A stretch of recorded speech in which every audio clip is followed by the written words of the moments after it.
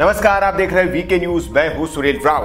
बॉलीवुड के मशहूर सिंगर सोनू निगम एक बार फिर सुर्खियों में हैं। इस बार उनके सुर्खियों में होने की वजह है उनका वो पुराना बयान जो उन्होंने 2017 में अजान के दौरान होने वाले लाउडस्पीकर की आवाज को लेकर दिया था।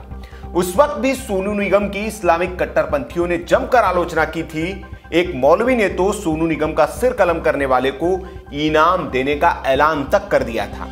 तब तो ये मामला ठंडा बस्ते में चला गया था, लेकिन अब फिर उसी ट्वीट के स्क्रीनशॉट को वायरल कर कुछ सोशल उपद्रवी और कट्टरपंथी उनके खिलाफ कार्रवाई की मांग कर रहे हैं। और मजे की बात यह कि उन पर कार्रवाई की मांग दुबई की सरकार और दुबई की पुलिस से की जा रही है। दरअसल लॉकडाउन की वजह से सोनू निगम दुबई में फंसे हुए हैं और वहीं से वो सोशल मीडिया के जरिए अपने प्रशंसकों के साथ संपर्क में बने हुए हैं।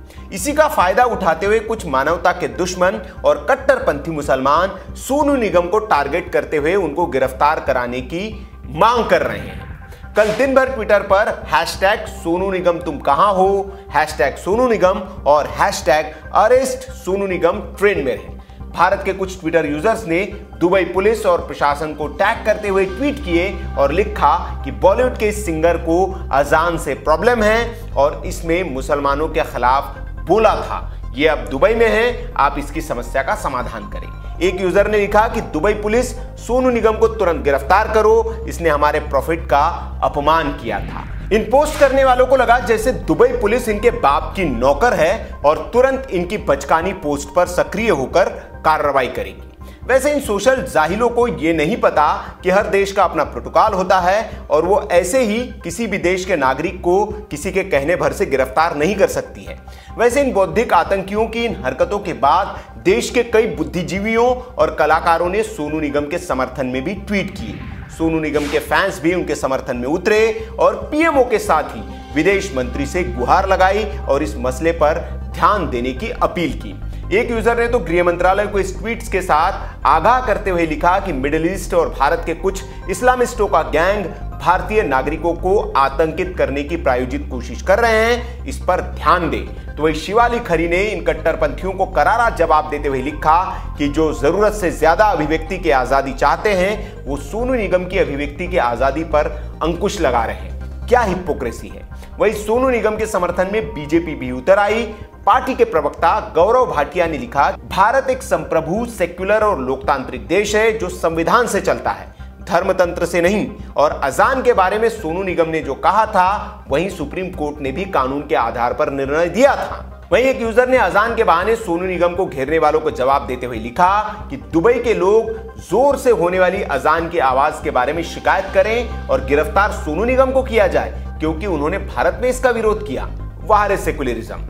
इस यूजर ने मोरक्को वर्ल्ड न्यूज का एक आर्टिकल भी शेयर किया है जिसमें सऊदी अरब की इस्लामिक अफेयर मिनिस्ट्री का आदेश है जिसमें लोगों की शिकायत के बाद मस्जिदों को अजान की साउंड कम करने की सलाह दी गई है। मतलब सऊदी अरब में भी लोग मस्जिदों के लाउडस्पीकर से होने वाले शोर से परेशान हैं और तभी उन्होंने शिकायत की और उसके बाद वहां की सरकार को भी आदेश जारी करना पड़ा। मतलब सऊदी अरब भी इस मामले में बहुत संवेदनशील है और वो समझता है कि अजान की आवाज की वजह से लोगों को परेशानी नहीं होनी चाहिए और सोनू निगम ने भी यही बात कही थी। ऐसा नहीं है कि उन्होंने सिर्फ मस्जिदों के लाउडस्पीकर पर ही सवाल उठाया था, उन्होंने मंदिर और गुरुद्वारों से आने वाली तेज आवाज का भी जिक्र किया था, लेकिन कट्टरपंथियों ने उसको माइनस करके इसे इस्लाम के खिलाफ हमला बताकर परोस दिया। ऐसा नहीं कि सऊदी में प्रशासन में बैठे लोग इतने मूर्ख हैं और उन्हें भारत की असली स्थिति का पता नहीं है, इसलिए इन सोशल जाहिलों की इन हरकतों पर वहां से कोई रिएक्शन नहीं हुआ। हाँ, कुछ गिने चुने अरब के ट्विटर यूजर्स ने जरूर इस पर अपनी प्रतिक्रियाएं दी, लेकिन जब हमने उनका भी एनालिसिस किया तो पता चला कि ये सारे यूजर्स पहले से ही मोदी विरोधी मानसिकता वाले हैं और मोदी सरकार, आरएसएस और हिंदुत्व को लेकर इनकी टाइमलाइन पर वे पहले कई ट्वीट्स कर चुके हैं। इसलिए उनकी बात को इतना सीरियसली नहीं लिया जाना चाहिए क्योंकि इनमें से कोई भी सऊदी प्रशासन से नहीं जुड़ा है और ना ही कोई राजनीतिक व्यक्ति है। एक बात और, ऐसे ही अरब के खास विचारधारा से पोषित ट्विटर यूजर ने यह भी अफवाह उड़ा दी कि इन इस्लामिस्टों की गैंग के दबाव में आकर सोनू निगम ने अपना ट्विटर अकाउंट ही डीएक्टिवेट कर दिया है।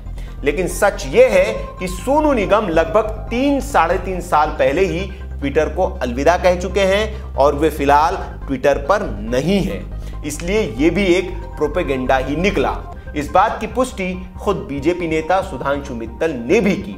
उन्होंने अपने ट्वीट में इस बात का जिक्र किया कि वे भले 3.5 साल से ट्विटर पर नहीं है, लेकिन देश उनके साथ है और ट्रोल कभी अपने इरादों में कामयाब नहीं हो पाएंगे। इन ट्रोल्स ने ऐसी एक नाकाम कोशिश बीजेपी सांसद तेजस्वी सूर्या के साथ भी की थी। उनके पुराने ट्वीट को वायरल कर मोदी सरकार को बदनाम करने की कोशिश की थी, लेकिन इस पर भी कोई बात नहीं बनी। सिवाय उन 5-6 अरबी ट्विटर यूजर्स के अलावा इस पर भी सऊदी प्रशासन या सरकार की ओर से कोई प्रतिक्रिया नहीं आई और इनकी ये कोशिश भी नाकाम हो गई। तो ये एक तरह का प्रोपेगेंडा चल रहा है। भारत के कुछ लोगों को के ट्विटर्स को, पुराने ट्विटर्स को खंगाल कर उनकी स्क्रीन शॉट्स को शेयर करके वहां पर अरब में एक ऐसी छवि बनाने की कोशिश की जा रही कि भारत में मुसलमान बहुत ह्यूमिलिएट है और यहाँ पे उनको बहुत परेशान किया जा रहा है। लेकिन सऊदी अरब की सरकार भी ये समझती है और वो जानती है कि भारत में मुसलमानों की क्या स्थिति है, क्योंकि इससे पहले अगर आप देखेंगे तो प्रधानमंत्री नरेंद्र मोदी ने खुद सऊदी अरब के किंग से भारतीय मुसलमानों को लेकर कई सारे समझौते किए, कई मांगे रखी थी और जिन मांगों को वहाँ के प्रशासन ने माना भी, जिसमें से एक हज का कोटा बढ़ाने को लेकर बात थी और जो यहाँ से गल्फ कंट्रीज में मजदूर जाते हैं उनके कुछ रहने और वहाँ की सुविधाओं को लेकर बातें थी। तो वो प्रशासन भी समझता है कि जिस देश का प्रधानमंत्री अपने देश के यहाँ के रहने वाले माइनॉरिटीज को लेकर इतना संजीदा हो कि उनके मसले यहाँ उठाता हो, तो वहाँ मुसलमानों के साथ ऐसा कुछ हो नहीं सकता। कुछ चंद लोग हो सकते हैं जो इस तरह की हरकत करें। तो ये पूरी खबर है जो सोनू निगम के ऊपर है। आपको खबर कैसी लगी आप हमें बता सकते हैं, कमेंट बॉक्स में आप अपनी प्रतिक्रिया जरूर दें। अच्छा लगा वीडियो तो लाइक करें और शेयर जरूर करें, ज़्यादा से ज़्यादा लोगों तक ये सच्चाई पहुंचे जिस तरह से प्रोपेगेंडा फैलाया जा रहा है। और ऐसी खबरों के लिए आप हमारे चैनल को देखते रहिए। नमस्कार।